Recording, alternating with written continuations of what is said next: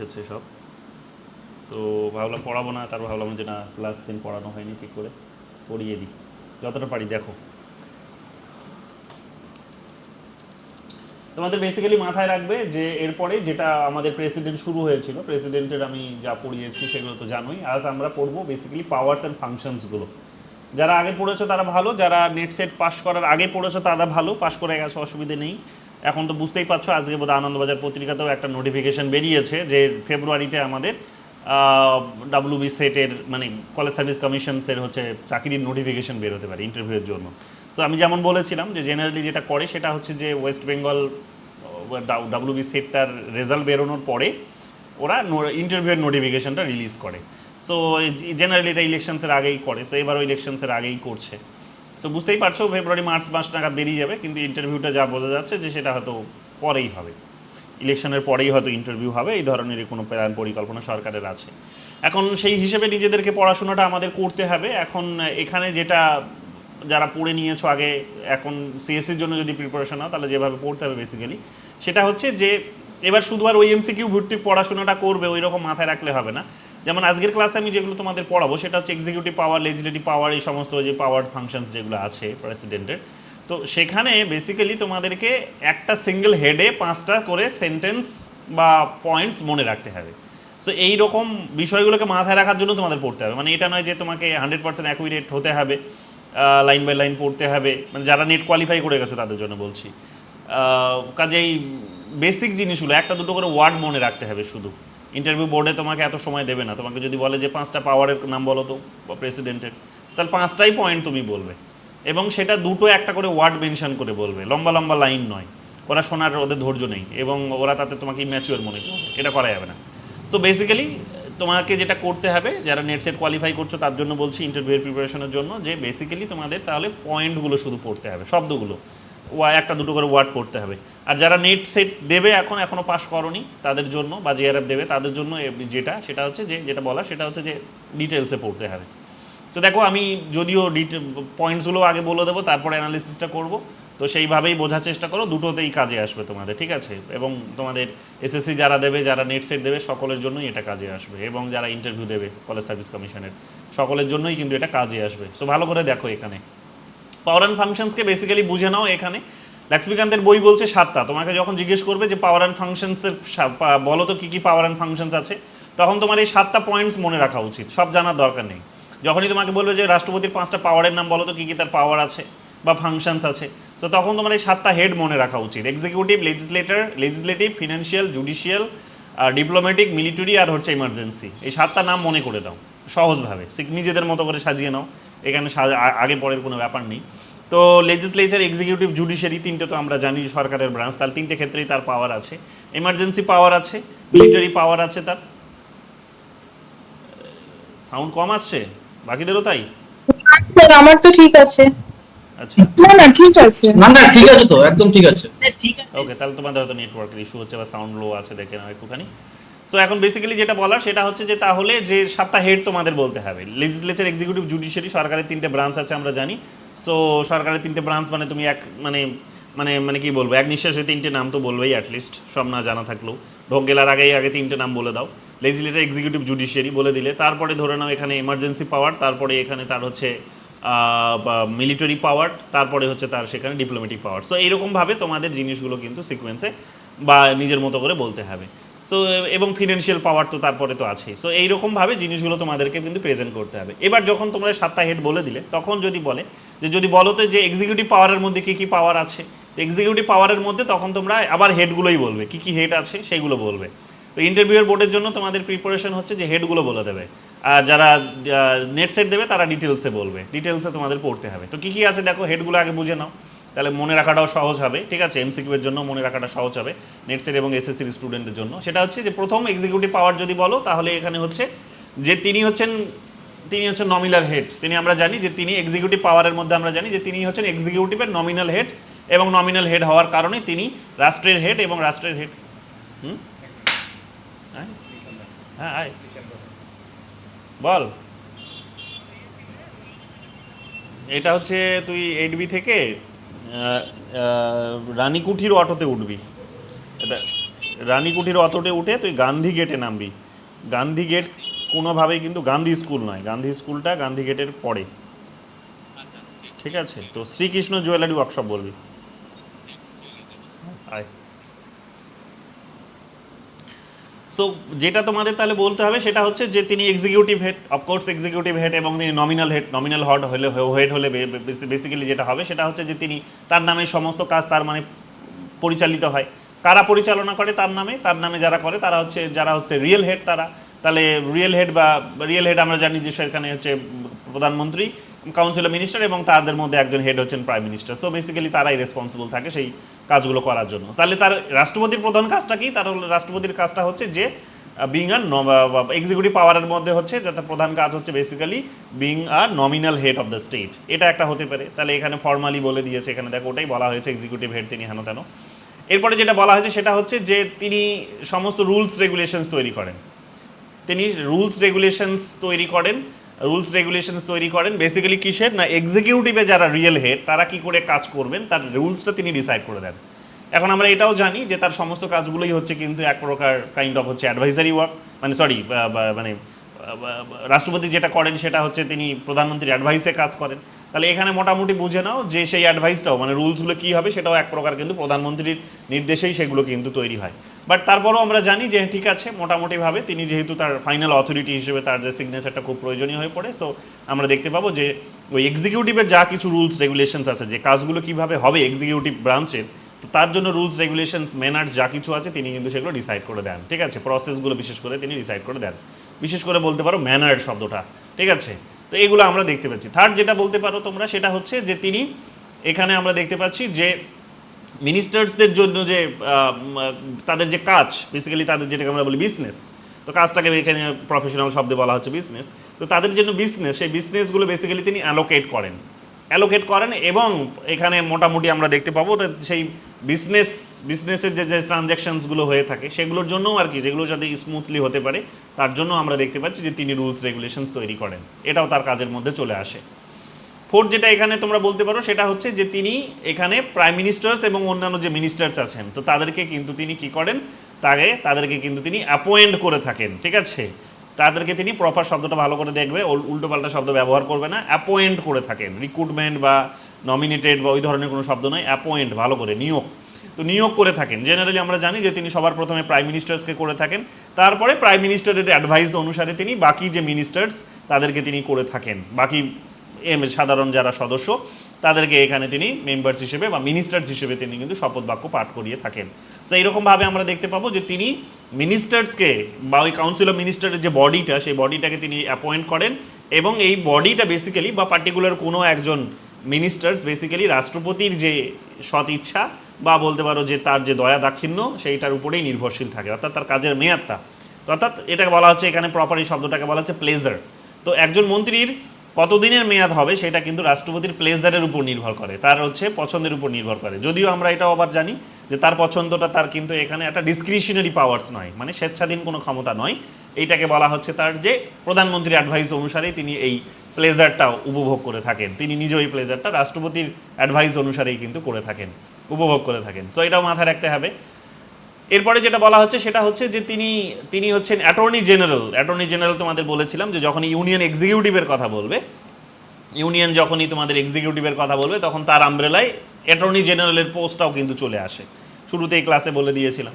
So attorney জেনারেলকেও তিনি কিন্তু নিয়োগ করে থাকেন। মোটামুটিভাবে বুঝে নাও বেশ কিছু কনস্টিটিউশনাল যে পোস্টগুলো আছে সেই সমস্ত কনস্টিটিউশনাল পোস্টগুলোর যিনি হেড হন, হ্যাঁ, সেই সমস্ত হেডগুলোকে তিনি নিয়োগ করে থাকেন, বিশেষ করে যারা একেবারে টপ পজিশনে থাকে। যে কোনো কনস্টিটিউশনাল পোস্টের যারা টপ পজিশনে আছে তাদেরকে বেসিক্যালি রাষ্ট্রপতি নিয়োগ করে থাকেন। সো অ্যাটর্নি জেনারেল মানে বুঝতেই পারছো অ্যাটর্নি জেনারেলের রোলটা বেসিক্যালি হচ্ছে যে গভর্নমেন্টের তিনি হচ্ছেন স্পোক পারসন। কোনো দলের বলিনি, কিন্তু ভালো করে মাথায় রাখবে শব্দগুলো, কোনো রাজনৈতিক দলের বলিনি, গভর্নমেন্টের স্পোক পারসন বলেছি। অ্যাটর্নি জেনারেল হচ্ছে গভর্নমেন্টের স্পোক পারসন, এবং ইনি একমাত্র ব্যক্তি তোমরা জানো যে যিনি পার্লামেন্টের মেম্বার্স না হওয়ার পরেও সেখানে পার্লামেন্টের যে প্রসিডিংস, যে সেখানে যে বিজনেস, সেই বিজনেসে তিনি অ্যাটেন্ড করতে পারেন। কেন? কারণ পার্লামেন্টে বেসিক্যালি কি সরকার পক্ষ কি ল তৈরি করছে এবং কোন আর্গুমেন্টে কোন লজিকে সেই লটাকে তারা ইমপ্লিমেন্ট করতে চাইছে সেটা জানাটা তার দরকার। কেন? কারণ তিনি যদি না জানেন তিনি সরকারের হয়ে কিন্তু এখানে স্পোক পার্সনের যে ডিউটি সেটা পালন করতে পারবেন না। সো কাইন্ড অফ বলতে পারো অ্যাটর্নি জেনারেল হচ্ছে গভর্নমেন্টের স্পোক পার্সন, এবং যেহেতু এই স্পোক পার্সনের যে পার্টিকুলার বডি, এবং এর নিচেও আরও অনেকগুলো পোস্ট আছে যদিও, ঠিক আছে, অ্যাটর্নি জেনারেল আছে, সলিসিটর জেনারেল আছে, এরকম অনেক যে পোস্ট আছে। সো অ্যাটর্নি জেনারেল হচ্ছে তার মধ্যে টপ। তো অ্যাটর্নি জেনারেলের এই যে অ্যাডভাইস, যারা স্পোক পার্সনের বেসিক্যালি ডিউটিটা পালন করে, যে বডিটা, সেই বডির মধ্যে যিনি টপ পজিশনে আছেন তিনি হচ্ছেন অ্যাটর্নি জেনারেল। তো স্বাভাবিকভাবে যেটা বললাম, কনস্টিটিউশনাল পোস্ট যদি হয়, একেবারে টপ পজিশনের যদি হয়, তাহলে আমরা দেখতে পাবো যে তার অ্যাপয়েন্টমেন্টটা বেসিক্যালি প্রেসিডেন্টই করে থাকেন। সো অ্যাটর্নি জেনারেলের রিক্রুটমেন্টটা, অ্যাপয়েন্টমেন্টটা কিন্তু এখানে আমরা দেখতে পাচ্ছি প্রেসিডেন্টই করে থাকেন। এবং আমরা দেখতে পাচ্ছি যে তিনিও এখানে কতদিন ক্ষমতায় থাকেন, তিনি ততদিনই ক্ষমতায় থাকেন। এবং শুধু তাই নয়, তাই আর একটা জিনিস দেখে নাও, তার বেতন এবং ভাতা কী হবে, তার চাকরির শর্ত কী হবে, সমস্ত মোটামুটি বিষয়গুলোও তিনি কিন্তু রাষ্ট্রপতি ডিসাইড করে থাকেন।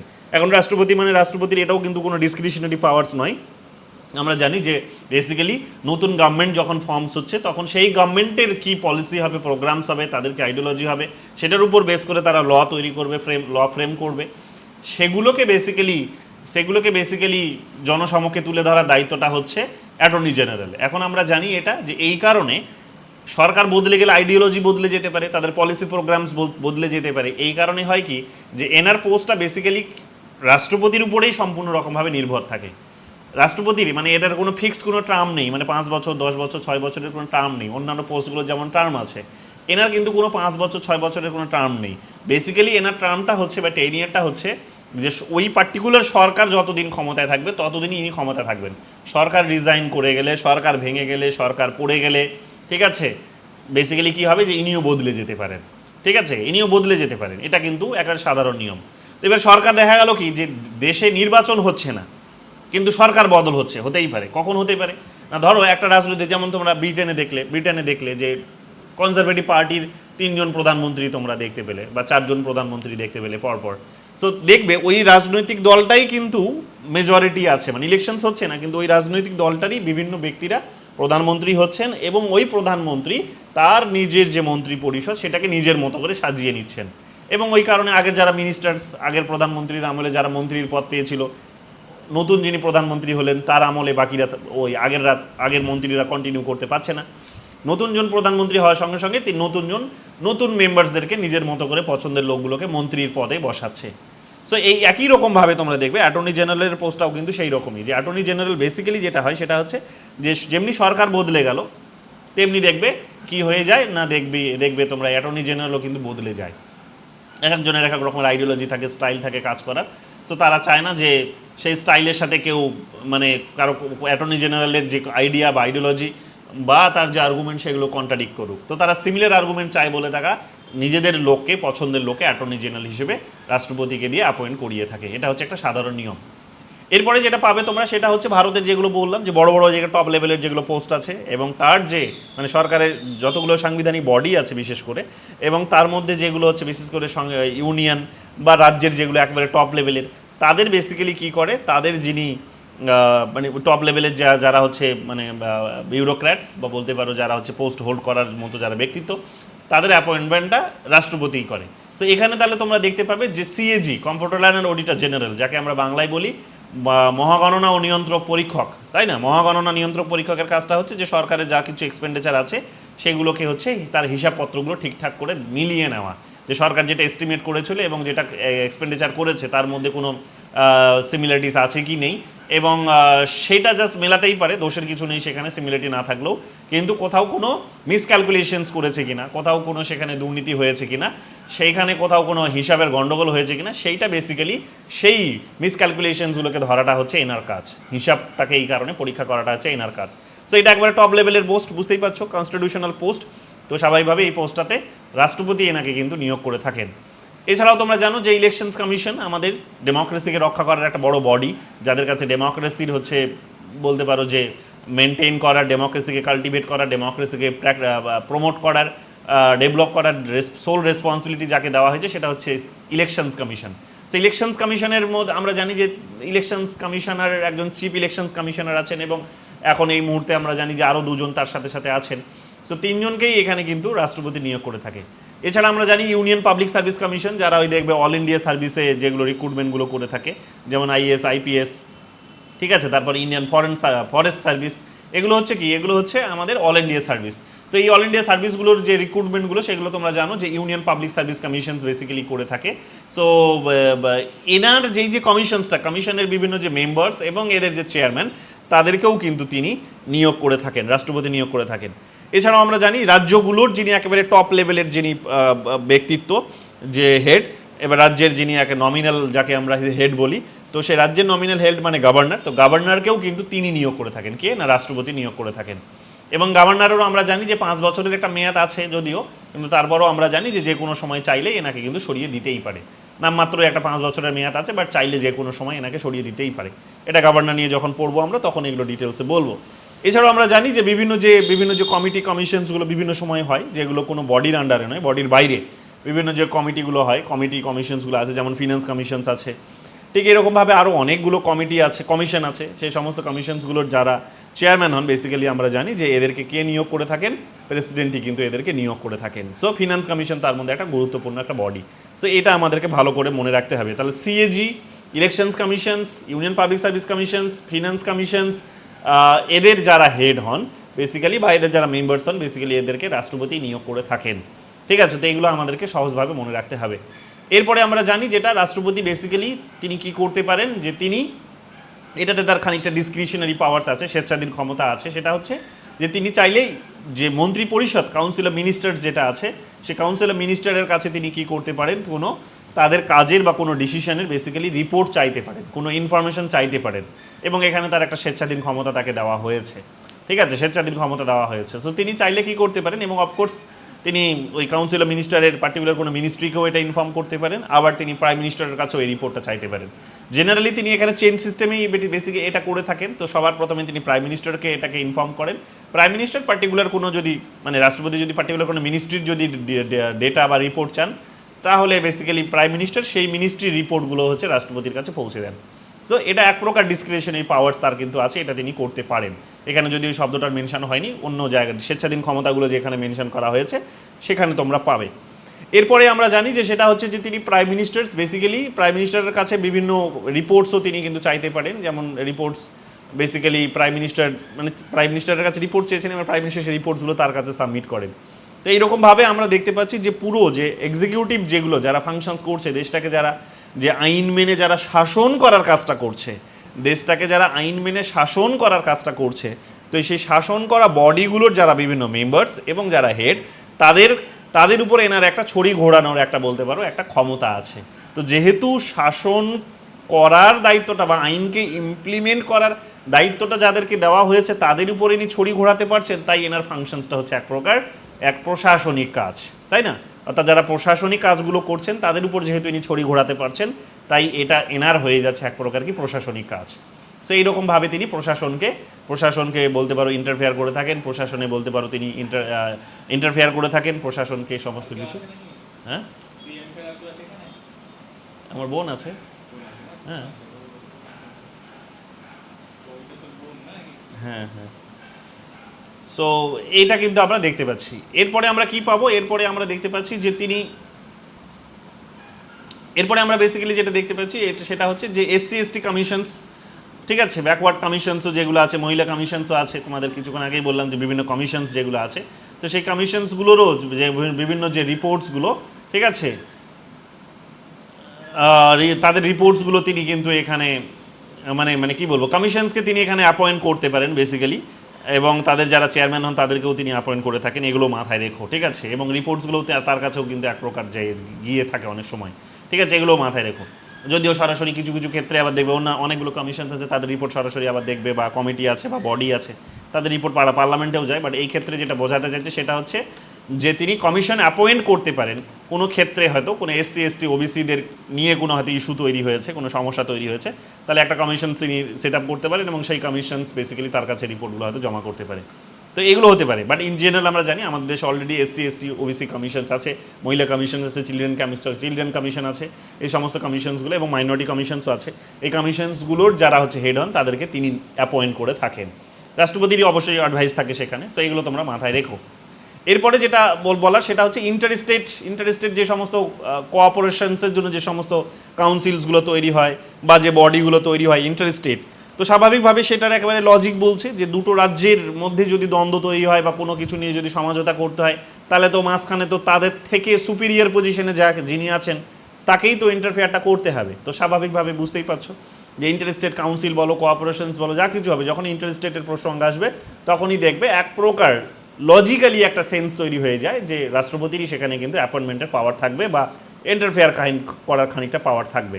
সো এখানে আমরা দেখতে পাচ্ছি যে সেন্ট্রাল স্টেট রিলেশনসের ক্ষেত্রে বা ইন্টারস্টেট কোঅপারেশনসের ক্ষেত্রে বিভিন্ন যে কাউন্সিলগুলো তৈরি হয় সেগুলোর যে যিনি সদস্য বা যেগুলো তিনি চেয়ারম্যান আছেন তাদেরকে তিনি কিন্তু অ্যাপয়েন্ট করে থাকেন। এরপরে যেটা দেখতে পাবো সেটা হচ্ছে যে বিভিন্ন যে ইউনিয়ন টেরিটরিজগুলো আছে, যেহেতু তিনি এক প্রকার ইউনিয়নকেও রিপ্রেজেন্ট করছেন, অল ইন্ডিয়াকে তো রিপ্রেজেন্ট করছেন, কিন্তু পার্টিকুলার স্টেটসগুলো তো আমরা জানি যে সেখানে তাদের নিজেদের অ্যাডমিনিস্ট্রেশন আছে, তাদের নিজেদের গভর্নর আছে, তাদের নিজেদের আলাদা করে কনস্টিটিউশনস আছে, মানে কনস্টিটিউশনে তাদেরকে সেখানে পাওয়ার শেয়ার করা হয়েছে স্টেট লিস্টের আন্ডারে। বাট ইউনিয়নসগুলোর পাওয়ারটা বেসিক্যালি ওই সেন্ট্রাল গভর্নমেন্টকে দেওয়া হয়েছে এবং সেন্ট্রাল গভর্নমেন্টেরও তিনি এক প্রকার তার মানে representative.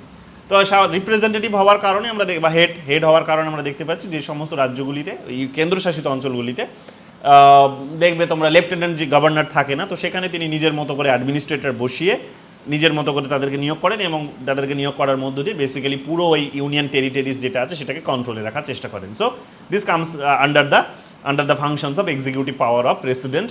We have to note this very carefully. এরপরে যেটা এখানে আছে সেটা হচ্ছে যে তিনি শিডিউল কোনো একটা এরিয়াকে, মানে কি বলবো, যে শিডিউল এরিয়া তিনি কোনো ডিক্লেয়ার করতে পারেন, কোনো একটা রিজিয়ন্সকে বলে দিলেন এটা হচ্ছে শিডিউল এরিয়া। শিডিউল এরিয়া মানে হতেই পারে যে সেখানে হয়তো আদিবাসী মানুষরা বেশি বসবাস করছে বলে হয়তো সেখানে তিনি বলে দিলেন যে এটা শিডিউল এরিয়া। এখন শিডিউল এরিয়া হয়ে যাওয়া মানেই সেখানে একটা স্পেশাল প্রিভিলেজ সেই এরিয়াটা পাবে, বুঝতেই পারছো। তো সেখানে এরকমভাবে তিনি কোনো এরিয়াকে শিডিউল এরিয়া ঘোষণা করতে পারেন, সেই কোনো এরিয়াকে তিনি ট্রাইবাল এরিয়া ঘোষণা করতে পারেন এবং তাদের যে অ্যাডমিনিস্ট্রেটর তাদেরকে তিনি নিয়োগ করে থাকবেন এবং তাদের যে অ্যাডমিনিস্ট্রেশন সেটাকে তিনি নিজের মতো করে কন্ট্রোল করতে পারেন। So this also comes under the category of functions of executive functions of president. এটা আমাদের কিন্তু মনে রাখতে হবে। এরপরে যেটা এখানে বোঝাতে চাইছে সেটা হচ্ছে লেজিসলেটিভ পাওয়ার। লেজিসলেটিভ পাওয়ারে তাহলে কি কি হবে? লেজিসলেটিভ পাওয়ারে যেটা বলতে চাইছে, লেজিসলেটিভ মানে তারা আইনসভার কথা বলছে, তার মানে আইন রিলেটেড কিছু ফাংশনস হবে। সহজ লজিক তো তাই বলছে যে আইন রিলেটেড কিছু পাওয়ার হবে। কি কি? যে পার্লামেন্টের যে অধিবেশন বসছে, পার্লামেন্টের অধিবেশন কখন বসবে সেটা তিনি ডিসাইড করে দেন। পার্লামেন্টের অধিবেশন তার মানে তিনি ডাকতে পারেন, পার্লামেন্টের তার মানে অধিবেশন তিনি ভেঙে দিতে পারেন, পার্লামেন্টের তিনি জয়েন্ট অধিবেশনও ডাকতে পারেন। এগুলো হচ্ছে তার কিন্তু আইনসভা রিলেটেড কতগুলো কাজ, তাই না? এই কারণে এগুলো হয়েছে তার আইনমূলক কিন্তু ক্ষমতা। এরপরে যেটা আমরা দেখতে পাবো সেটা হচ্ছে যে তিনি যেমনি পার্লামেন্ট, মানে প্রত্যেক ইলেকশনসের পরে আমরা জানি যে নতুন সরকার এসে সেখানে ক্ষমতা, মানে আইন তৈরি করার দায়িত্বটা পায়, আইনসভাকে কন্ট্রোল করার দায়িত্বটা পায়, তারাই বেসিক্যালি সেখানে আইন কানুনগুলোকে পাশ করানোর জন্য সোল অথরিটিটা তাদের কাছেই থাকে বা রেসপন্সিবিলিটি তাদের কাছে থাকে। তো স্বাভাবিকভাবে প্রত্যেকটা ইলেকশনস শেষ হওয়ার পরেই প্রথম যে অধিবেশনটা বসছে সেই অধিবেশনে তিনি কিন্তু কী করতে পারেন, তিনি প্রথম উদ্বোধনী ভাষণ দিতে পারেন, প্রথম ইনগোরাল লেকচার্স বা অ্যাড্রেস তিনি কিন্তু করতে পারেন, এটা করতে পারেন। আবার প্রত্যেক বছরের প্রথম যে জেনারেল যে মিটিংটা হয় বা বলতে পারো অধিবেশনটা বসে, তো সেই অধিবেশনেও তিনি কিন্তু কি করতে পারেন, এখানে কিন্তু অ্যাড্রেস করতে পারেন বা ভাষণ দিতে পারেন। এখন আমরা টেকনিক্যালি জানি আমাদের দেশে যে ফেব্রুয়ারি মাস নাগাদ বা মার্চ মাস নাগাদ আমাদের যে কাইন্ড অফ বলতে পারো যে সেশনসটা হয়, তো সেইখানে তিনি এসে দেন, কারণ সেই সময় মোটামুটিভাবে দেশে ডিসাইড করে নেওয়া হয় যে একটা interim budget, either interim budget সেখানে পাস করা হয়, নইলে দেখবে ওই ফাইনাল ফিনান্সিয়াল ইয়ারের জন্য বাজেট তৈরি করার কাজগুলো শুরু হয়ে যায়। সো এই শুরুর দিকে বেসিক্যালি তখন দেশের জন্য বাজেট তৈরি করার কাজটাই চলে। তো এই কারণে তিনি প্রত্যেক বছরই দেখবে এই অধিবেশনে এসে তিনি ভাষণ দেন, আর্থিক বছরে কি কি কাজ আগামী এক বছর সরকার কি করবে সেটার একটা রিপোর্ট, মানে সেটার বিবৃতিটা তিনি দেন এবং গত বছর সরকার কি করেছে সেটার হিসাবটাও তিনি কিন্তু পেশ করে থাকেন। সো এটা তার কাজের মধ্যে পড়ে থাকে। এরপরে যেটা দেখতে পাচ্ছি সেটা হচ্ছে যে তিনি যদি মনে করেন যে কোনো বিল পেন্ডিং হয়ে আছে ওটাকে পাশ করানো দরকার, তাহলে হাউসগুলোকে, দুটো হাউস লোকসভা রাজ্যসভাকে তিনি মেসেজ কনভে করতে পারেন, মেসেজ সেন্ড করতে পারেন যে ওই বিলটাকে পাশ করানো হোক, এটা করতে পারেন তিনি। সো এটাও তার ক্ষমতার মধ্যে পড়ে। এছাড়াও আমরা দেখতে পাবো যে ওই পার্লামেন্টে বেসিক্যালি দেখা গেল যে দুটো হাউস আছে, লোকসভা এবং রাজ্যসভা, লোকসভার স্পিকার এবং ডেপুটি স্পিকার দুটো পোস্টই ধরো ফাঁকা হয়ে গেছে, লোকসভার স্পিকার এবং ডেপুটি স্পিকার দুটো পোস্টই ফাঁকা হয়ে গেছে এবং তার সাথে সাথে রাজ্যসভার চেয়ারম্যান এবং ভাইস চেয়ারম্যানের পোস্টটাও হচ্ছে কিন্তু ফাঁকা হয়ে গেছে। তাহলে কি হবে? তাহলে জেনারেলি এখন হয়তো তোমরা বলতেই পারো, কোয়েশ্চেন্স আসতেই পারে, তোমরা হয়তো বলতেই পারো যে স্যার বাকি তো আরও 10 জনের লিস্ট তো রেডি থাকে, তারা গিয়ে সামলাবে না। তাদের ডিউটিটা বেসিক্যালি যে আরও যে বাকি 10 জন, লোকসভাতেও 10 জন রেডি থাকে, রাজ্যসভাতেও আরও 10 জন রেডি থাকে, কেউ না কেউ সেখানে এসে সিকোয়েন্সে এসে সেখানে সিনিয়রিটির ভিত্তিতে সেখানে পোস্টটা দখল করবে। অর্থাৎ লোকসভার স্পিকার এবং ডেপুটি স্পিকার যখন থাকবে না, তারা যখন অ্যাবসেন্ট থাকবে, তখন বেসিক্যালি ওই 10 জনের মধ্যে থেকে কেউ একজন এসে টেম্পোরারি বেসিসে সেটা কাজ করে।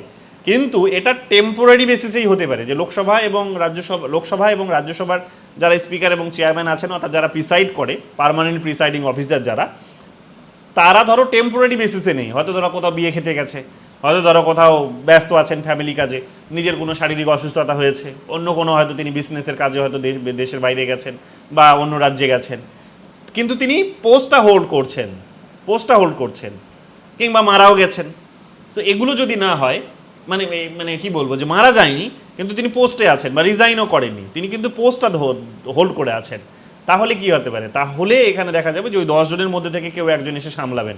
কিন্তু দেখা গেল যে এরা দুজনই হয়তো অ্যাবসেন্ট, পার্মানেন্ট অ্যাবসেন্ট নেই, লোকসভার স্পিকার এবং ডেপুটি স্পিকার, এবং রাজ্যসভার ক্ষেত্রেও চেয়ারম্যান এবং তার ভাইস চেয়ারম্যান, এই যে দুটো পোস্ট, এই দুটো পোস্টে দেখা গেল কি নেই, লোকসভাতেও নেই, রাজ্যসভাতেও নেই, তাহলে কি হবে? তাহলে এখানে আমরা পার্মানেন্টলি নেই, হয়তো দেখা গেল মারা গেছে, নইলে রিজাইন করে দিয়েছে, নইলে ওদেরকে সরিয়ে দেওয়া হয়েছে দুজনকে একসাথে, তাহলে কি হবে? তাহলে বেসিক্যালি এখানে ওই 10 জনের মধ্যে থেকে কেউ এসে এখানে স্পিকারের পোস্টটা বা এখানে ডেপুটি চেয়ারম্যানের বা চেয়ারম্যানের পোস্ট সামলাতে পারবে না। কি করতে হবে না, ইমিডিয়েট বেসিসে এখানে কিন্তু ইলেকশনসটা কন্ডাক্ট করতে হবে। বাট যতক্ষণ না ইলেকশনস হচ্ছে, বাই দ্যাট টাইম আমরা দেখতে পাচ্ছি যে প্রেসিডেন্ট এখানে ওই হাউসটাকে ফাংশনাল রাখার জন্য এখানে নিজের পছন্দের একজন লোককে বা সিনিয়রিটির ভিত্তিতে বেসিক্যালি তিনি করেন, এটা এক্সপিরিয়েন্সের দিক থেকে সিনিয়রিটির ভিত্তিতে তিনি এটা একজনকে কি করেন, যে ওই টেম্পোরারি বেসিসে একজন নিয়োগ করলেন, আলাদা করে তাকে নিয়োগ করা হয়, ঠিক আছে, যেটাকে আমরা প্রোটেম স্পিকার বলে থাকি বেসিক্যালি ইলেকশনের আগে যেটা হয়। তো সেই প্রোটেম স্পিকারের কনসেপ্টটা এখানেও চলে আসে। সো বেসিক্যালি তাকে নিয়োগ করলো। এবার যেমনি উনি এসে, ওনার ডিউটি হচ্ছে যে ইলেকশনস, মানে ওনার ডিউটি হচ্ছে এবার পার্মানেন্ট একজন স্পিকারকে বা ডেপুটি চেয়ারম্যান বা চেয়ারম্যানকে এখানে ইলেক্ট করানো হয়ে গেলেই সঙ্গে সঙ্গে তিনি আবার রিজাইন করে যান। সো এই যে লোকসভার স্পিকার এবং ডেপুটি স্পিকার, রাজ্যসভার চেয়ারম্যান এবং ডেপুটি চেয়ারম্যানের যদি পার্মানেন্ট পোস্ট ভ্যাকান্সি তৈরি হয়, তাহলে কি হবে? তাহলে আমরা দেখতে পাচ্ছি যে তিনি এখানে এই দুটো হাউসেই প্রিসাইডিং অফিসার নিয়োগ করার দায়িত্বটা কিন্তু তিনি পালন করেন। সো এটা তার লেজিসলেচারের ফাংশনসের মধ্যে পড়ে, এটা আমাদেরকে মাথায় রাখতে হবে। এছাড়াও আমরা জানি যে তিনি রাজ্যসভাতে, আমাদের জানো যে 350 জন সদস্য হলে 238 জন ইলেক্টেড এবং 12 জন সেখানে আমাদের নমিনেটেড।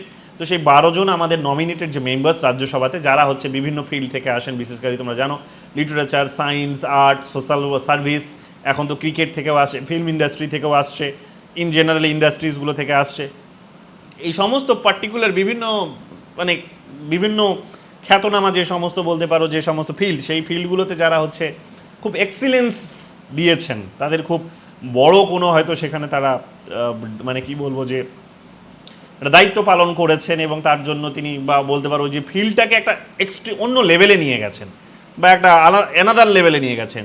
তো ফলে ওটাতে একটা আলাদা বলতে পারো যে সোসাইটিতে ডিমান্ডস আছে।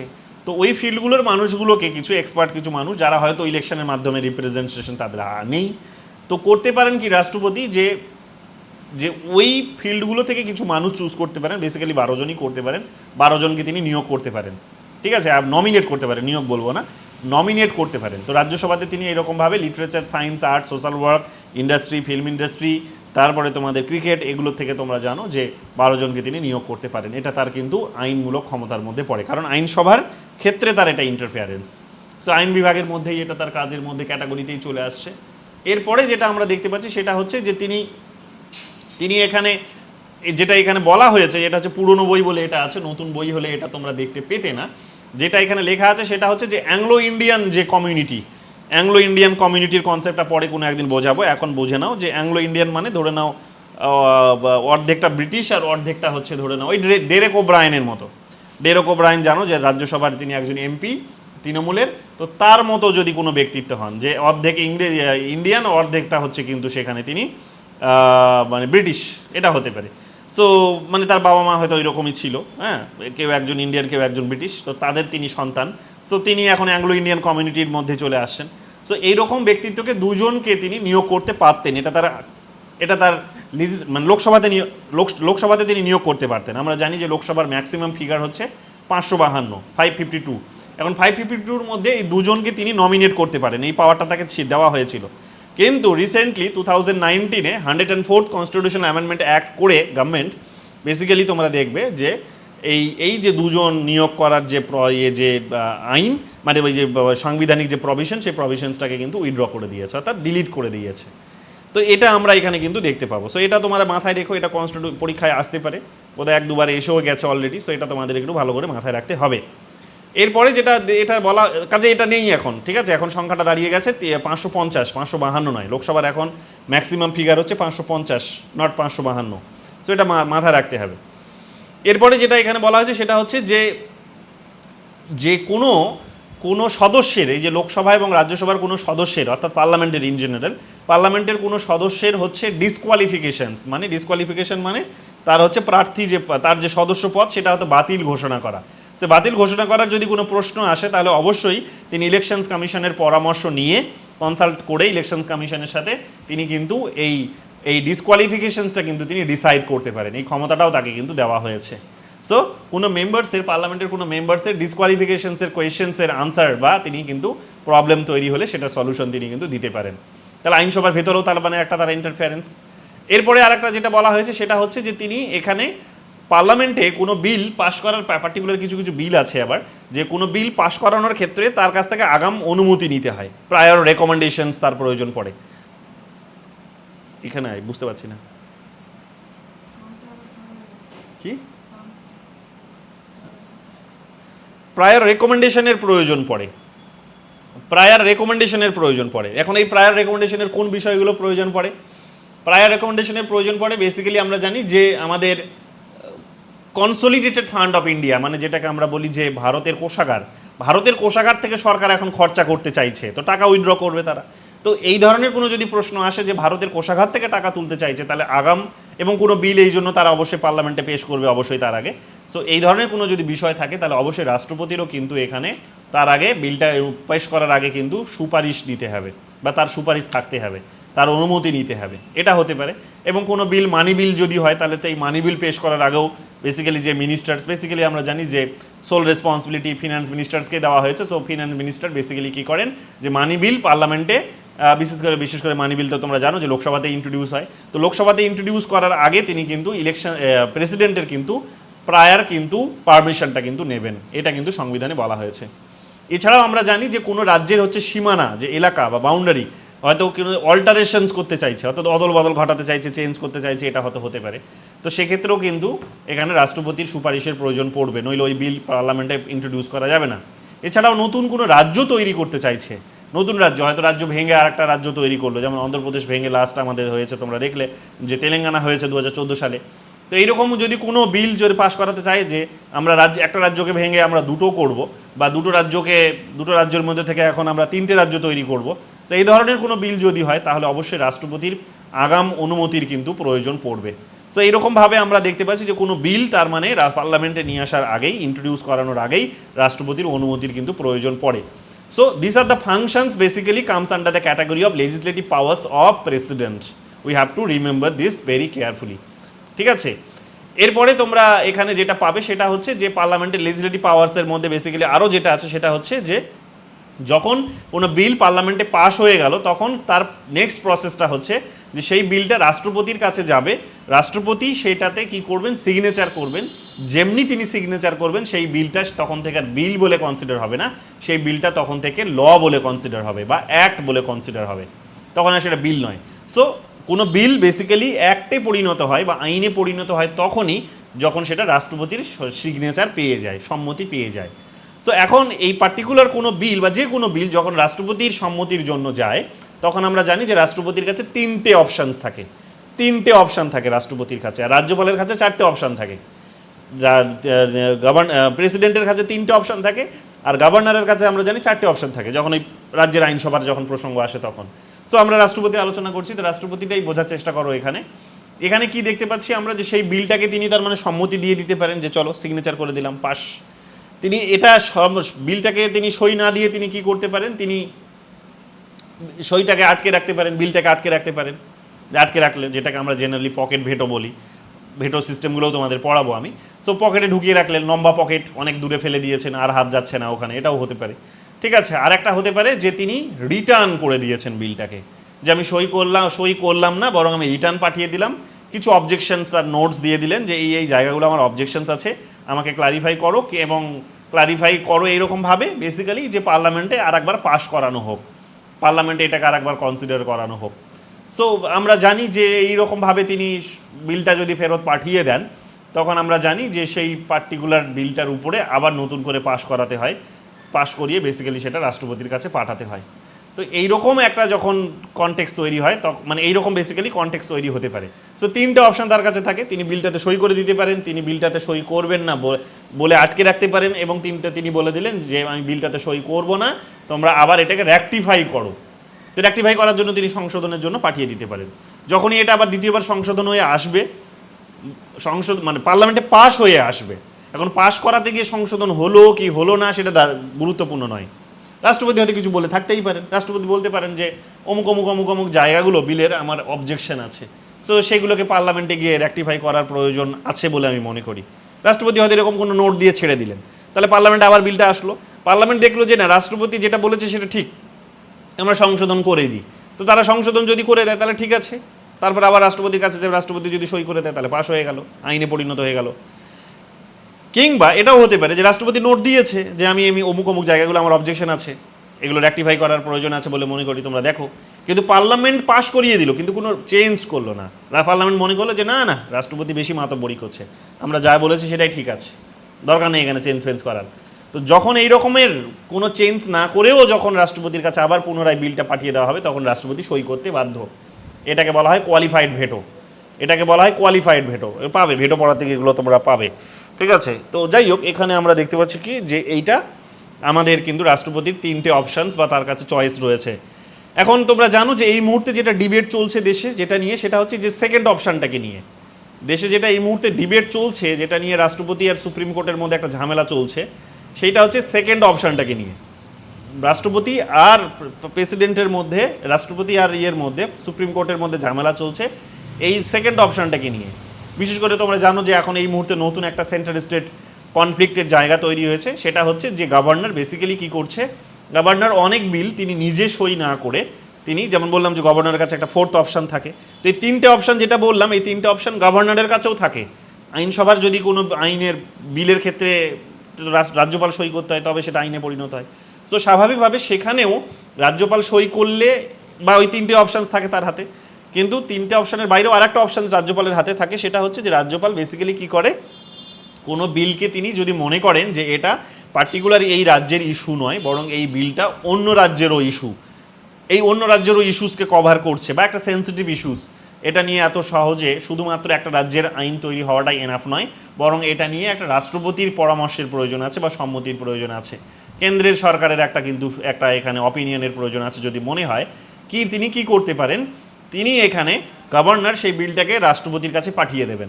গভর্নর যেমনি রাষ্ট্রপতির কাছে বিলটাকে পাঠিয়ে দিলেন, তেমনি এখানে বেসিক্যালি কি হয়, তেমনি এখানে বিলটা রাষ্ট্রপতির আইদার সই পায়, নইলে ফেরত আসে, নইলে সেটা সেখানে আটকে থাকে। এটা কিন্তু হয়ে থাকে, মানে ঠিক ওই আবার রাষ্ট্রপতির হাতে তিনটেই অপশান থাকে। ঠিক আছে, তো এটা আমরা জেনারেলি কিন্তু দেখতে পাই।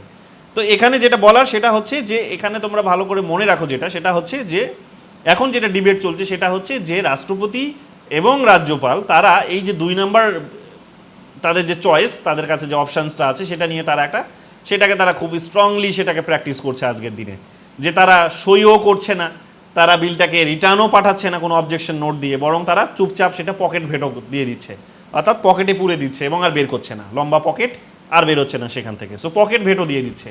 সো পকেট ভেটো দিয়ে দিচ্ছে মানে এটা কবে বেরোবে কেউ জানে না, কারণ সংবিধানে কোনো টাইম পিরিয়ডের কথা বলা হয়নি। এখন এইরকমভাবে দেখবে যে যেমন কেরল, যেমন দেখবে তামিলনাড়ু, যেমন দেখবে পশ্চিমবঙ্গ, এবং যে সমস্ত জায়গাগুলোতে, যে রাজ্যগুলিতে দেখবে নন বিজেপি গভর্নমেন্ট যেখানে আছে, তো সেখানকার রাজ্য সরকার বেসিক্যালি যে সমস্ত বিলগুলো পাস করছে আইনসভাতে, পড়ে তারপর রাজ্যপালের কাছে পাঠাচ্ছে, রাজ্যপাল ওটাকে আটকে রাখছে, রাজ্যপাল সেটা আটকে রাখছে, বা কখনো কখনো সেটা রাষ্ট্রপতির কাছে পাঠিয়ে দিচ্ছে, রাষ্ট্রপতিও আটকে রাখছে। এখন কতদিন তারা আটকে রাখবে সেটা তারা বলছে না, রাষ্ট্রপতিও বলছে না, গভর্নরও বলছে না। এখন সেইটা তাদের অধিকারের মধ্যেই পড়ে, সাংবিধানিক অধিকার। কেন? কারণ সংবিধানে কোনো টাইম পিরিয়ডের কথা বলা হয়নি যে তোমাকে কতদিনের মধ্যে সই করতেই হবে। বা তোমাকে ফেরত পাঠাতেই হবে। কোনো টাইম পিরিয়ডের কথা বলা হয়নি পকেট ভেটোর ক্ষেত্রে। সুপ্রিম কোর্ট এখানে এসে বলছে যে একটা ইলেক্টেড গভর্নমেন্ট তারা একটা লেজিসলেচারে গিয়ে আইন পাশ করেছে, সেই আইনটাকে এখন প্রেসিডেন্ট বা গভর্নর যারা সরাসরি জনগণের কাছে রেসপন্সিবল নয়, কারণ জনগণ সরাসরি তাদেরকে ইলেক্ট করেনি, জনগণ ইলেক্ট করেছে কিন্তু একটা একটা একটা এক্সিকিউটিভকে, রিয়েল এক্সিকিউটিভ যাদেরকে বলি, অর্থাৎ মন্ত্রী পরিষদকে নির্বাচিত করেছে। যদিও মন্ত্রী পরিষদকে করে না, ওরা লোকসভার আইনসভার সদস্যদেরকে করে, বাট মোটামুটিভাবে বুঝে নাও যে যারা কাউন্সিল অফ মিনিস্টারে যারা মন্ত্রী থাকেন, এখন সেটা রাজ্যের হোক বা কেন্দ্রের, তারা যেহেতু জনগণের ভোটে তারা নির্বাচিত হয়ে এসেছেন, তাই তাদের ডিউটিটা হচ্ছে ডিরেক্ট ডিউটি আছে তাদের জনগণের প্রতি। তাই সরকার যদি ওটাকে পাশ করিয়ে না নিতে পারে, আইনে যদি পরিণত না করতে পারে, তাহলে পরের ইলেকশনে হয়তো তারা জিততেও পারবে না, তাই না? এখন এই ধরনের কোনো কেসে দেখা যাচ্ছে কি যে রাষ্ট্রপতি বা রাজ্যপাল তো সরাসরি জনগণের কাছে তারা, এর আগেও তোমাদের বলেছি আমি, যে রাষ্ট্রপতি এবং রাজ্যপাল তো সরাসরি জনগণের ভোটে তো নির্বাচিত হয়ে আসেনি, রাষ্ট্রপতি তো ইনডিরেক্ট ভোটে নির্বাচিত হয়ে এসেছে। কাদের ভোটে? না বলেছিলাম বিধানসভার যারা নির্বাচিত সদস্য, লোকসভা এবং রাজ্যসভার যারা নির্বাচিত সদস্য, তাদের ভোটে নির্বাচিত হয়ে এসেছে। সো এদের তো কোনো রাষ্ট্রপতির ফলে তো কোনো ডিরেক্ট ডিউটি নেই জনগণের কাছে, রেসপন্সিবলও নয় যে জবাবদিহি করতে হবে তাকে জনগণের কাছে গিয়ে। কিন্তু তিনি আবার এইরকমভাবে যারা রেসপন্সিবল জনগণের কাছে, তাদের তৈরি করা বিলটাকে, পাশ করিয়ে দেওয়া বিলটাকে আটকে রেখে বেসিক্যালি কি করছে, যে ডেমোক্রেটিক গভর্নমেন্টকে ফাংশনস করতে বাধা প্রদান করছে এক প্রকার। এখন তাদের নিজেদেরও লজিক থাকতে পারে, রাষ্ট্রপতি গভর্নরের নিজেদেরও একটা লজিক থাকতে পারে। তো যাই হোক, সামহাও তারা এখানে এক প্রকার ডেমোক্রেসিকে ওয়েল পারফর্ম করতে বাধা প্রদান করছে। সুপ্রিম কোর্টের অবজারভেশনস এখন যেটা সেটা হচ্ছে যে সুপ্রিম কোর্ট বলছে যে এটা করে বেসিক্যালি যেটা ক্ষতি হচ্ছে দেশের, সেটা হচ্ছে যে ডেমোক্রেসির যে বেসিক পিলার সেটা কোথাও গিয়ে উইক হয়ে পড়ছে, এবং সেন্ট্রাল স্টেটের যে রিলেশন সেটা কোথাও গিয়ে এখানে একটা কনফ্লিক্টে চলে আসছে, এবং এতে করে দেশকে কাইন্ড অফ বলতে পারো যে পিছিয়ে রাখা হচ্ছে। যে ডিসিশন যদি নিতে হয় তাহলে নিয়ে নাও না, তো ফেলে রাখার আছেটা কি? মানে রাষ্ট্রপতি আমাদের বা গভর্নর এত বোধহয় বিজি নয় যে একটা বিলে সই করতে পারবেন না, বা ওটা স্টাডি করতে পারবেন না, স্টাডি করার এত সময় তাদের বোধহয় মানে অভাব হচ্ছে, এইটা বোধহয় নয়। কিন্তু কোথাও গিয়ে এখানে তাদের অবজারভেশনস যেটা বেসিক্যালি বলছে সুপ্রিম কোর্টের অবজারভেশনস বা ভার্ডিক্ট, যে সামহাউ দেয়ার আর সাম পলিটিক্যাল কনফ্লিক্টস, যে পলিটিক্যাল সেখানে একটা ইন্ধন আছে, যে রাজনৈতিক কারণে সেখানে ওই রাষ্ট্রপতি ওই সইটাতে সই করছে না। এখন আমরা জানি রাষ্ট্রপতি তখনই সই করবেন যখন প্রধানমন্ত্রী বলবেন। এখন প্রধানমন্ত্রীর সাথে জানো যে অন্যান্য রাজ্যগুলোর কনফ্লিক্ট আছে, সরাসরি তারা রাজনৈতিক দলের হয়ে নির্বাচনে লড়াই করেন। সো স্বাভাবিকভাবে একটা রাজনীতির ইন্ধন আছে এখানে। সো এই রাজনীতিটা যাতে প্রশাসনিক যে জায়গা, দেশকে সার্ভিস দেওয়ার যে জায়গা, সেইটাকে যাতে আলটিমেটলি হ্যাম্পার না করে, এই কারণে আমরা দেখতে পাবো যে সুপ্রিম কোর্ট বেসিক্যালি তাদের যে অবজারভেশনস, সেই খোলা নেই, সুপ্রিম কোর্ট তাদের যে অবজারভেশন, সেই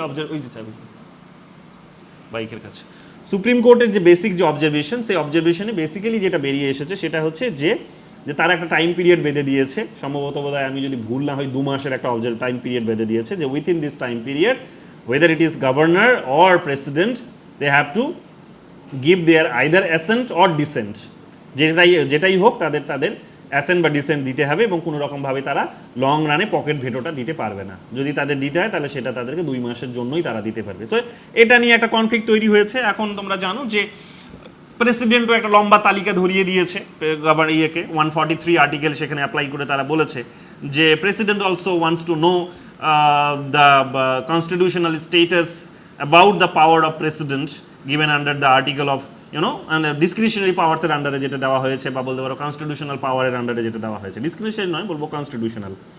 সো এটা নিয়ে একটা কোয়েশ্চেন্স কিন্তু সেখানে এমার্জ করছে, বড়টা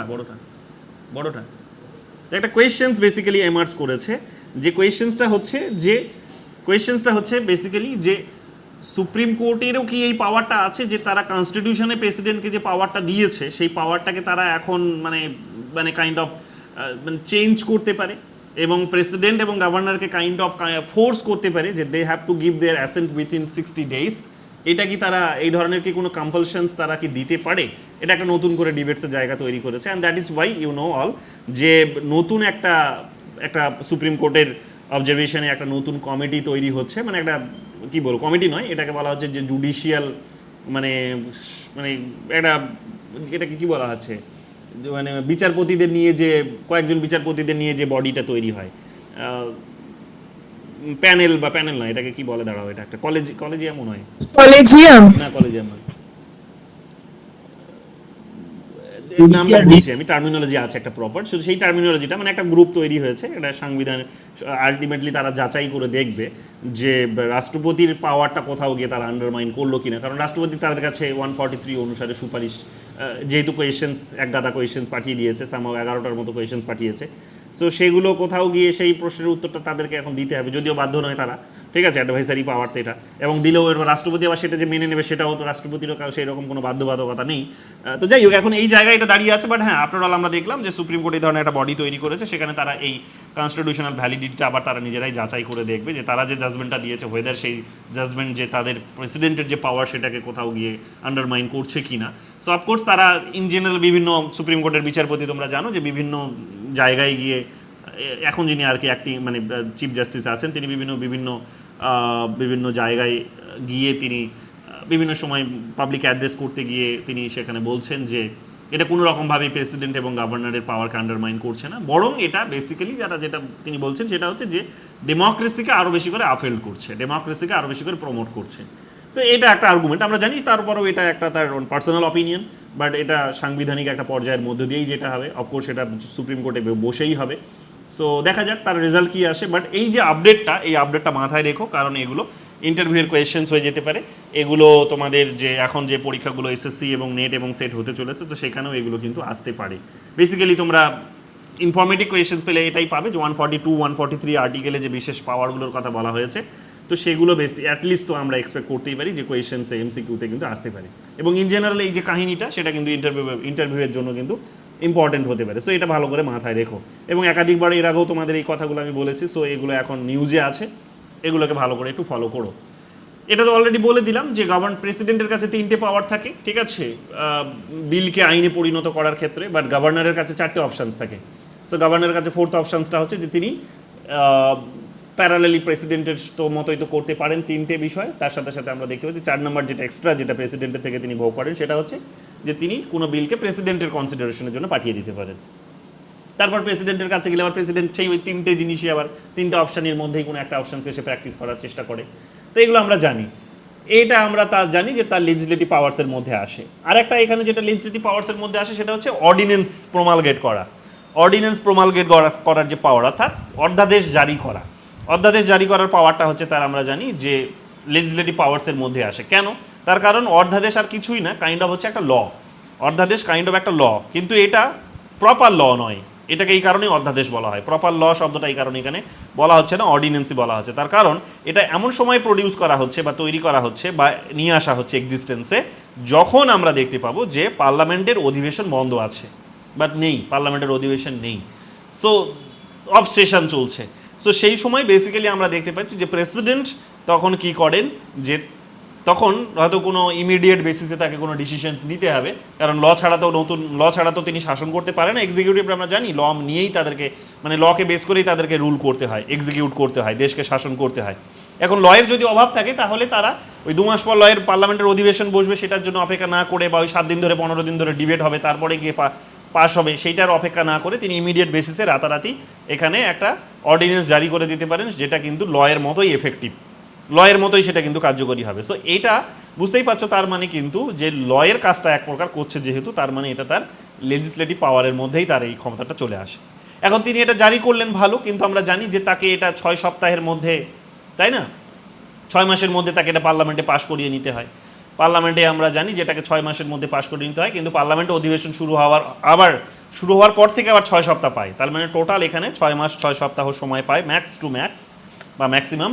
তো সেই ম্যাক্সিমাম 6 মান্থ 6 উইক্সের মধ্যে তাদেরকে এটা পার্লামেন্টে পাশ করিয়ে নিতে হয়। যদি পার্লামেন্টে পাশ হতে ব্যর্থ হয়, তাহলে আমরা কি জানি যে সামহাও যে কোনো রিজনসে সেটা ব্যর্থ হতেই পারে, তো আমরা জানি যে সেই অর্ডিন্যান্সটা বাতিল হয়ে যায়। কিন্তু এটাও মাথায় রাখতে হবে, অর্ডিন্যান্স বাতিল হওয়ার অর্থ এই নয় যে অর্ডিন্যান্স যে কারণে নিয়ে আসা হয়েছিল এবং অর্ডিন্যান্স নিয়ে আসার পরে অলরেডি যে চেঞ্জগুলো দেশে হয়ে গেছে সেই চেঞ্জগুলো এখন উল্টে যাবে না, এটা হয় না, এটা বেসিক্যালি হয় না। এর আগের দিন রাষ্ট্রপতির যে তোমাদের বলেছিলাম যে রাষ্ট্রপতির যেমন ক্যান্ডিডেটচার বা তার যে পোস্ট বাতিল হয়ে গেলে বেসিক্যালি তিনি যে কাজগুলো করেছেন সেগুলো বাতিল হয় না, ঠিক একই রকমভাবে এই আইনটা বাতিল হয়ে পাস না হতে পারে, কিন্তু আইন পাস না হলেও বেসিক্যালি আমরা জানি যে অলরেডি যে দেশের চেঞ্জগুলো এসেছে সেগুলোর কোনো বদল ঘটে না।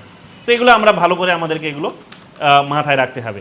বাট হ্যাঁ, পাশ হওয়ার আগেই চাইলে রাষ্ট্রপতি যদি মনে করে যে না আমার উদ্দেশ্য সাধন হয়ে গেছে, আর পাশ করানোর দরকার নেই, আইন বানানোর দরকার নেই, সো যে কোনো সময় চাইলে তিনি সেটা উইথড্র করতে পারেন। সো সেই পাওয়ারটাও তার কিন্তু নিজের হাতেই রয়েছে। এটার জন্য আর পার্লামেন্টে যেতে হবে না যে উইথড্র করানোর জন্য পার্লামেন্টে যেতে হবে, no not like that. Emergency যেমন যেভাবে হয় ঠিক সেই রকমটা বিষয়টা নয় যে এমার্জেন্সি পার্লামেন্টে উইথড্র, ওই রকম নয়। এরপরে যেটা এখানে আছে সেটা হচ্ছে যে তিনি এই যে কম্পিউটার অ্যান্ড অডিটর জেনারেল, যেগুলো কিছুক্ষণ আগেই তোমাদের বললাম, যে সিএজি যে রিপোর্ট, ইউনিয়ন পাবলিক সার্ভিস কমিশনের রিপোর্ট, ফিনান্স কমিশনের রিপোর্ট, এবং আরও দু একটি এইরকম বিভিন্ন কমিটি কমিশনস আছে, তাদের বিভিন্ন যে রিপোর্টসগুলো, সেই রিপোর্টসগুলো তার কাছে জমা হয়। তো সেই রিপোর্টসগুলো বেসিক্যালি তিনি কী করেন, সেই রিপোর্টসগুলো তখন তিনি গিয়ে পার্লামেন্টে গিয়ে সেগুলোকে প্রডিউস করেন। পার্লামেন্টে সেই রিপোর্টগুলোকে পাঠিয়ে দেন, পার্লামেন্ট সেগুলোর উপর তখন কাটাছেড়া করে, মিলিয়ে দেখে, তাদের ওখানে বিভিন্ন কমিটি আছে, কমিটি আছে, সেই কমিটিসগুলো সেগুলো নিয়ে তখন স্টাডি করেন, করে তখন সেখানে সরকার ঠিক করছে ভুল করছে সেগুলো নিয়ে তারা চিরাচরিত পুঙ্খানুপুঙ্খ সেখানে বিশ্লেষণ করেন, এবং আলটিমেটলি তাদের নিজেদের মতো করে তারা পলিটিক্যাল যে তাদের যে নিজেদের যে অভিসন্ধি আছে সেগুলো পূরণ করার চেষ্টা করেন। আফটারঅল এটা একটা হচ্ছে দেশের হচ্ছে একটা মানে কি বলবো যে দেশ চালানোর একটা প্রসেস। তো সেই প্রসেসে আমরা জানি যে রিপোর্টগুলো তার কাছে জমা পড়ে, এবং সেই ফার্দার সেই রিপোর্টগুলো তিনি গিয়ে সেখানে পার্লামেন্টে প্রডিউস করে থাকেন। সো এগুলো আমরা যে দেখতেই পাচ্ছি যে তার মানে এগুলো তার হচ্ছে লেজিসলেটরের সাথে রিলেটেড কাজ, এই কারণে এগুলো লেজিসলেটিভ ফাংশনসের মধ্যেই চলে আসে, এগুলো আমরা এখানে দেখতে পাচ্ছি। এছাড়াও তোমরা জানো যে যে সমস্ত মানে কেন্দ্রশাসিত অঞ্চল আছে, এবং তার মধ্যে এখানে নামগুলো মেনশনই করা হয়েছে, আন্দামান অ্যান্ড নিকোবর আইল্যান্ডের কথা বলা হয়েছে, লাক্ষাদ্বীপের কথা বলা হয়েছে, দাদরা নগর হাভেলির কথা বলা হয়েছে, দমন অ্যান্ড দ্বীপের কথা বলা হয়েছে, লাদাখের কথা বলা হয়েছে। So this are the regions or territory বলতে পারো, ইউনিয়ন টেরিটরি, যেখানে তার নিজের মতো করে সেখানে পিস এস্টাবলিশ করা, এই রিজিয়ন্সগুলোকে প্রোগ্রেস করানো, এদের গভর্নমেন্টকে সেখানে এস্টাবলিশ করা, গভর্নমেন্ট নয় বিউরোক্র্যাটস বলতে পারো, মানে ওই অ্যাডমিনিস্ট্রেটর বলতে পারো, সেট আপ করা বা অ্যাপয়েন্ট করা, এই সমস্ত কাজগুলো মানে বেসিক্যালি পিস প্রসপ্যারিটির জন্যই তিনি এগুলো করবেন। সো স্বাভাবিকভাবেই তিনি এই সমস্ত কাজগুলোও তিনি কিন্তু করে থাকেন, এগুলো তার কিন্তু কাজের আন্ডারেই কিন্তু চলে আসে। সো এগুলো আমাদেরকে ভালো করে মাথায় রাখতে হবে। So this are the functions basically which comes under the category of legislative and executive powers of president, which we have to remember very carefully. যে এগুলো পরীক্ষায় কিন্তু খুব আসতে পারে, এগুলো থেকেই কোয়েশ্চেন্সগুলো মেইনলি কিন্তু হয়ে থাকে। সো আজকে আমি আর লম্বা করব না, তার কারণ আগেই বলে দিয়েছি কম্পালশনসটা। সো স্বাভাবিকভাবেই আমি আজকে এটা শেষ করতে পারবো না। নেক্সট ক্লাসে আমরা আমাদের যে এখানে যেটা বাকি যে পাওয়ার্সগুলো এখানে অবশিষ্ট থাকলো, যেগুলো রিমেন্স হলো, সেগুলো হচ্ছে যে আমাদের ফিনান্সিয়াল পাওয়ার্স, ডিপ্লোম্যাটিক পাওয়ার্স, এরপরে আছে আমাদের কোথায় গেল পেজটাই হারিয়ে ফেললাম, যাই হোক, ডিপ্লোম্যাটিক পাওয়ার্স, তারপরে আমাদের আছে সেখানে মিলিটারি পাওয়ার্স, তারপরে আছে আমাদের এখানে ফিনান্সিয়াল পাওয়ার্স, এবং আমাদের জুডিশিয়ারি পাওয়ার্স। ঠিক আছে, জুডিশিয়াল পাওয়ার্স। তো সেই চারটে যে পাওয়ার্স বেসিক্যালি, সেই পাওয়ার্সগুলো আমরা আরও চারটেতে না পাঁচটা বোধহয় আছে, সাতটা টোটাল। সো এই এবং এমার্জেন্সি পাওয়ার্স, তো এই পাঁচটা পাওয়ার্স আমরা নেক্সট ক্লাসে দেখে নেব, এবং এটা একটুখানি ধীরে ধীরেই পড়তে হবে, বুঝে বুঝে পড়তে হবে। লজিকগুলো যদি তোমরা কাজে লাগাতে পারো, লজিকগুলোকে যদি এখানে অ্যাপ্লাই করতে পারো, মানে শুধু এটা কোনো সেন্টেন্স পড়ছো এরকমভাবে নয়, ব্যাপারটাকে বা ইনফরমেশন হিসেবে নয়, যদি একটার সাথে একটা রিলেটেড লিঙ্কড, এই লিঙ্ক করে করে যদি জিনিসগুলোকে পড়তে পারো, then it's become very easy to remember. এবং এটা বেসিক্যালি তোমার মনে হতেই পারে মনে নেই, কিন্তু কোয়েশ্চেন্স দেখলেই তুমি কিন্তু এর আনসারগুলো করে আসতে পারবে। So this is how you can remember the the big chapter, so which can be important for your exam. ঠিক আছে, সো এগুলো তোমরা একটুখানি মাথায় রেখো। ঠিক আছে, তো আজকে আর বিশেষ কিছু বলছি না। এরপরে যদি তোমাদের মনে হয় যে যতটা পড়লাম সেখান থেকেই আমি এমসিকিউগুলো প্র্যাকটিস করবে, ভারতবর্ষের সমস্ত রাজ্যের পার্টিকুলার প্রেসিডেন্টের উপরে যতগুলো কোয়েশ্চেন্স আছে, অ্যাজ ইউ অল নো, যে সেগুলো ওয়েবসাইটে সব আছে, অ্যাপে দেওয়া আছে, সেখান থেকে সলভ করো। কিংবা এবং ক্লাসের শেষে তো আমি তো আলাদা করে এসএসসির স্টুডেন্টদের জন্য একটা তো বাংলা এবং ইংলিশ এমসিকিউ এর লিস্টও দিয়েই দেবো, যেখানে প্রায় 150টার মতো কোয়েশ্চেন্স তো প্রেসিডেন্টের উপরেই থাকবে। সো সেটাও তোমরা পাবে, বাট মেনওয়াইল যতক্ষণ আমি সেটা দিচ্ছি ততক্ষণ তোমরা চাইলে you can go to website, you can go to app, and there is a long list of MCQs from president, so you can solve all those questions from there. Okay, and if you have any questions about president, particularly the functions of president, since it has been discussed in today's class, so you can ask me any doubts. If you have, you can send me the screenshot of those objections or queries or anything. I will try to answer in the next class. Bolo. বলছি কটা একটু question ছিল বলা যাবে? হ্যাঁ, কটা question ছিল একটু বলা যাবে আজকে প্রেসিডেন্ট আর থেকে? করো না, কালকে করো, ঠিক আছে? আচ্ছা আচ্ছা ঠিক আছে। আজকে আর করো না, কালকে করো। ওকে ওকে আজকে আর কোয়েশ্চেন্স দিচ্ছি না, যদি কিছু থেকে থাকে তোমরা পাঠিয়ে রাখো, নেক্সট ক্লাসে আমি এটা চেষ্টা করব, ঠিক আছে? ঠিক আছে sir, thank you, good night. ঠিক আছে, চলো তাহলে আজকে এতটুকুই থাক।